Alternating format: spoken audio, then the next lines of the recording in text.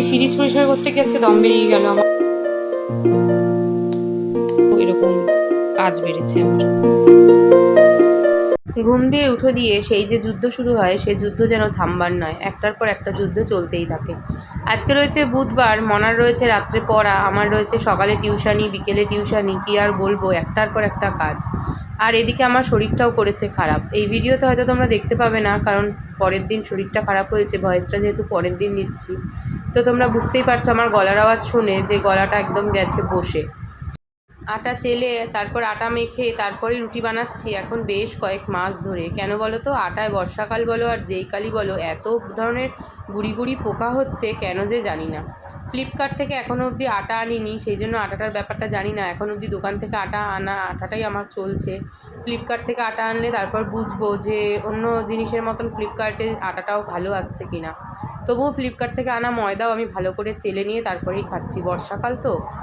রান্না করব পটল আলু দিয়ে মাছের ঝোল, আর হবে ওল সেদ্ধ, উচ্ছে দিয়ে আলু দিয়ে সেদ্ধ, এইসব আর কি রান্না আজকে।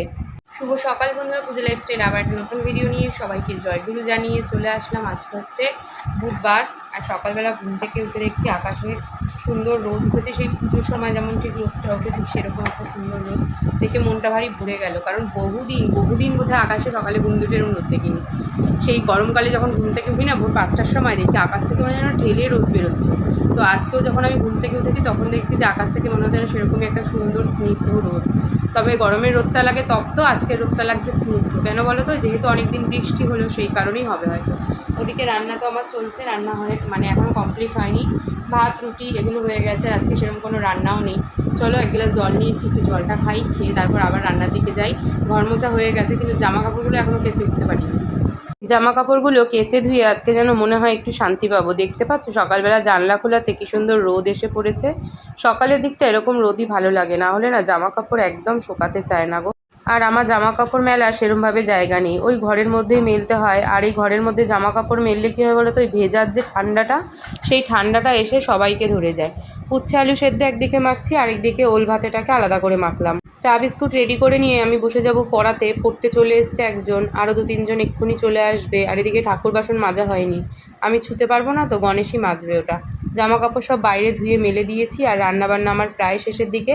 ঘর মোছা হয়ে গেছে, এই যে রান্না আর সেরকম একটা বাকি নেই। কড়াইয়ের গ্যাসটা মনা পরে অফ করে দেবে। বেরিয়েছি বাইরে, আজকে ভীষণ রোদ, তাই ছাতা নিতে হয়েছে। আর টিউশানি কমপ্লিট করলাম পুরো, এখন করেই সাথে সাথে বেরিয়েছি ওকে নিয়ে। তার মাঝেই একবার চুলটা শুধু বেঁধে দিয়েছিলাম, আর তার মধ্যে গেছিলো আবার কারেন্ট চলে। কি বিরক্তিকর। আজকে মনে হয় প্রায় 1 সপ্তাহ পরে স্কুল যাচ্ছিস, বেশ অনেকদিন পর আবার স্কুলে যাচ্ছে। বৃষ্টি, রক্তদান শিবির এসব করে অনেকদিন স্কুলেই যায়নি। মনা আর গণেশ যেহেতু বেরিয়ে গেছে, তো সবার আগে কী করলাম, ওদের বাসনগুলো না ডাইনিংটার উপর রাখা ছিল। ওরা তো কেউ খেয়ে উঠে থালা ঠালা তোলে না, এবার সব পড়েই ছিল, যেহেতু আমি টিউশন পড়াচ্ছিলাম। তো আমি তুলে আগে ডাইনিংটা একটু পরিষ্কার করে গুছিয়ে নিলাম। এই হচ্ছে আমার সিঙ্কে 1 কারি বাসন, দেখতেই পাচ্ছ একদম জমা হয়ে রয়েছে। আর এখানে রয়েছে 1 কারি, সেগুলোকে চলো আগে তুলে ফেলি। আগে এটা খালি না করলে ওগুলোকে আর মেজে রাখা যাবে না। আমাদের তো তখন দেখালাম যে আমার কী কী কাজ বাকি, তার মধ্যে দেখো আরেকখানি বিপদ, সেটা হচ্ছে ওটসের স্মুদি বানাতে গিয়ে এই জায়গাটার কী অবস্থা হয়েছে দেখতে পাচ্ছ। এখন এই জায়গাটাকে আমার পুরো পরিষ্কার করতে হবে। মানে কি বিরক্তি লাগছে, মিক্সিটা হাত দিয়ে স্লিপ করে গিয়ে পুরো এরকম কাজ বেড়েছে আমার। মিক্সি এটা মানে পড়ে গিয়ে যা সর্বনাশ ঘটলো সে তো ঘটলোই, কী আর করা যাবে। এখন ভাবছি এই জায়গাটাকে পুরো পরিষ্কার করে গুছিয়ে তাহলে আজকে ফ্রিজটাকেই পরিষ্কার করে ফেলি। ওই রোজ তো ভেবেছি এক একটা দিক করে করবো, তো আজকে তাহলে ফ্রিজটাকেই ধরে ফেলি। আর এই ফুলগুলোকে সব সার্ফে জল দিতে হবে, না হলে এগুলো আর পরিষ্কার হবে না। এগুলো প্রচণ্ড পরিমাণে যেমন তেল কাজটা সেরকম নোংরা। আর জানো তো আমার এই ফ্রিজের কভারটা না একেবারে ছিঁড়ে নষ্ট হয়ে গেছে। দেখি একটা অর্ডার করে দিতে হবে, কারণ এখন আর কিনতে যাওয়া সেভাবে হয়ে উঠবে না। ওই পুজোর যখন জামা কাপড় কিনতে যাব তখন, মানে পুজোর শপিংয়ের সময়, তখন আর এই ফ্রিজের খাপ, তার আগে না কিনলে ফ্রিজের উপরটা আবার নষ্ট হয়ে যাবে। ফ্রিজের একটা মানে এই কভারের একটা দিক পুরো সেই ছিঁড়ে নষ্ট হয়ে গেছে, আর দূর থেকে নিশ্চয়ই দেখতেই পেয়েছো কভারটা কেমন কালো কালোও হয়ে গেছে।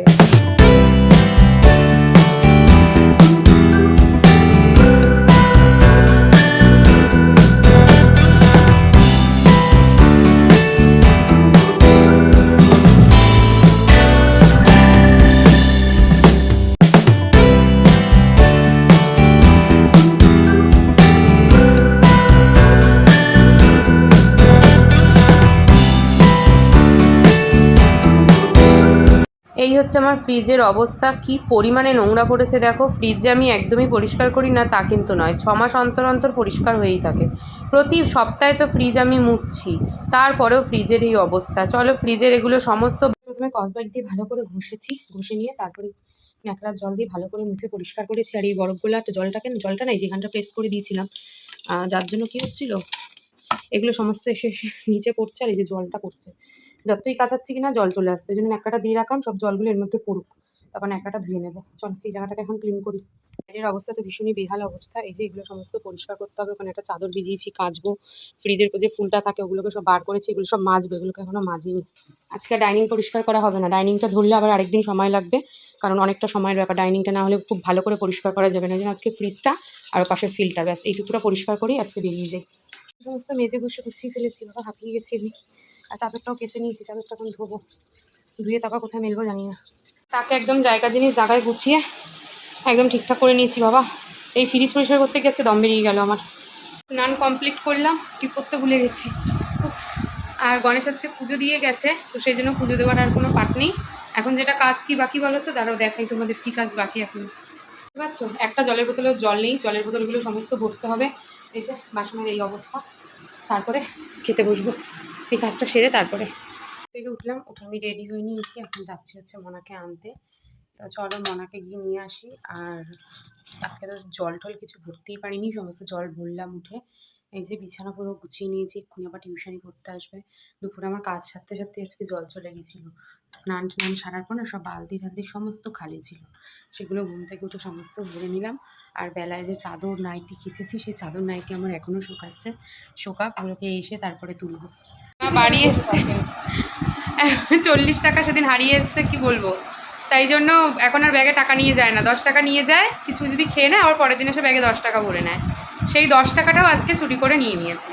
মানে যে নিয়েছে তার কি অত্যাধিক সাহস, আমি এটাই ভাবছি যে একবার টাকাটা নিয়েছিস মানে কিছু বলেনি, যেহেতু কি করে বলবে, সামনে তো হাতে নাতে কাউকে ধরেনি না, মনে মনে ভেবে নিয়েছে যে নিয়েছে, তো বন্ধুদের মধ্যেই একজন নিয়েছে।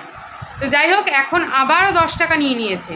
তো জানি না মানে কীরকম বাড়ির শিক্ষা দীক্ষা, যে 5 টাকা 10 টাকা চুরি করছে, এত বড় একটা স্কুল, একটা ভালো স্কুলের স্টুডেন্ট হয়ে এরকম টাকা চুরি করে। বাবা মার শিক্ষাটা কত নিম্নতর হলে তবে গিয়ে বন্ধুদের ব্যাগ থেকে, মানে ব্যাগের থেকে ছোট পার্স ব্যাগ বের করে তার থেকে টাকা নিচ্ছে। মানে বুঝতে পারছো কী পরিমাণে সে চোর, কী পরিমাণে তার বাবা মার শিক্ষাটা বাজে। এই যে মনা টাকাটা চুরি করে নিয়েছে না, মাথাটা আমার ভীষণই গরম হয়ে রয়েছে। শুধু মনার জন্য আমি কিছু বলছি না, যাতে মনা কষ্ট না পায়, কারণ মনা পারলে এসে কেঁদেই ফেলছে। চলে এসেছি, আর বাড়ি এসে আজকে প্রচুর কাজ। আলনার জামা কাপড় আজকে ধরতেই পারিনি, পুরো একদম এক চেয়ার। কালকেও ভাঁজ করিনি, আজকেও ভাঁজ করিনি। আর গণেশ হচ্ছে বাড়ি আসলো, আমাকে নিয়েই আসলো একবারে। ওদিকে ভাত আর ডালিয়া বসিয়েছি, হচ্ছে রাতের খাবার।